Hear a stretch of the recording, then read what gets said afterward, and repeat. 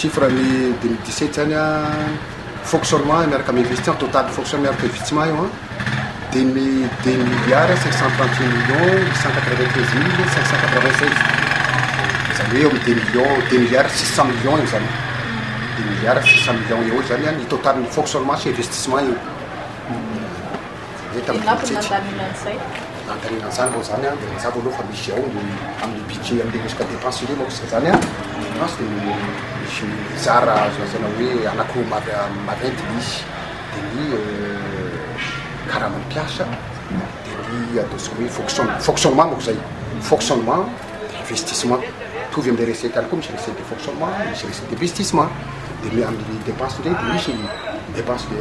fonctionnement de misy dépense de investissement ka nandaninan'izay zany a de amin'ny fonctionnement de ny karaha mampiasa de ny regny fourniture isan-karazany regny kojakoja isan-karazany regny soinetico ainsi de suite zany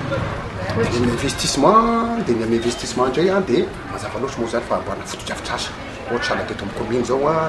lalana be da be lalana hitanao amy téléphone manko regny lalana vita amy béton regny zao style vaovaonay eto budget de fonctionnement de l'investissement budget de fonctionnement manko a raha ny budget de fonctionnement ireto budget de fonctionnement raha tamy 2017 io izy resika 1 milliard 957 millions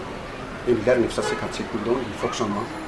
de ny investissement 580 millions eo